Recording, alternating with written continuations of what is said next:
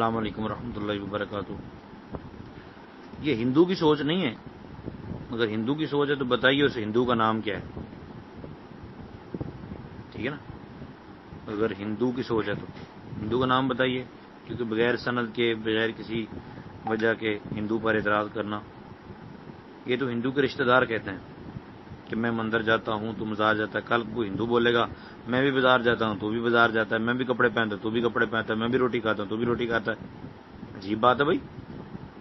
رسول پاک صلی اللہ علیہ وآلہ وسلم نے تو یہ ارشاد فرمایا کہ فرق تو اتنا ہی کافی ہے نا کہ ہمارے اور مشرکوں کے درمیان فرق یہ ہے کہ وہ بھی امامہ باندھتے ہیں، ہم بھی امامہ باندھتے ہیں، مگر ہم ٹوپی پر امامہ باندھتے ہیں۔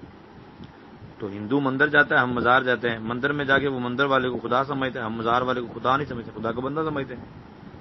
وہ پرساد کھاتا ہے کہ ان کو وہ اپنے معبودوں کے اوپر چڑھاوا چڑھاتا ہے، جبکہ ہم تو ایصال ثواب کرتے ہیں، یہ رسول پاک صلی اللہ علیہ وسلم کی سنت ہے۔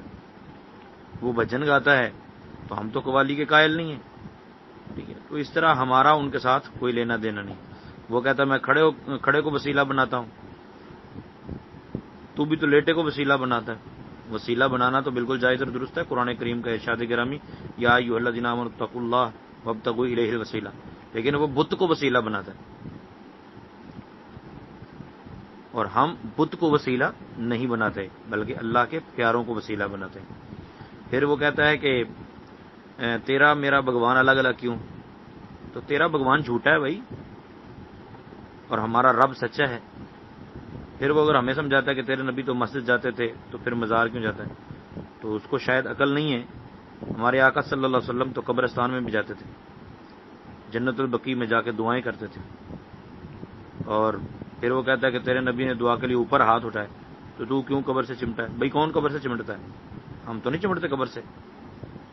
اور تیرے نبی نے تو صرف اپنے اللہ سے مانگا تو کیوں مزاروں سے مانگتا ہے؟ مزاروں سے تو ہم نہیں مانگتے بھائی، ہم تو اللہ کے پیاروں کا وسیلہ دیتے ہیں، اور ہم صحابہ کرام کے نقش قدم پر چلتے ہیں کہ صحابہ کرام نے نبی پاک صلی اللہ علیہ وآلہ وسلم کو پکارا، اور خود قرآن کریم میں اللہ تعالیٰ ارشاد فرماتا ہے ان تنصروا اللہ ینصرکم، اگر تم اللہ کی مدد کرو گے اللہ تمہاری مدد کرے گا۔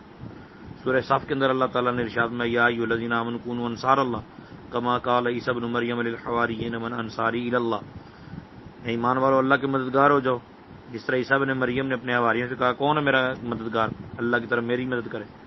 تو مدد مانگنا شرک نہیں ہے، ہاں کسی کو خدا سمجھ کے معبود سمجھ کے مدد مانگنا یہ شرک ہے، اور ہندو وہ کرتے ہیں اور ہم وہ نہیں کرتے۔ تو ہمارا ہندوؤں کے ساتھ کسی قسم کا تعلق نہیں ہے۔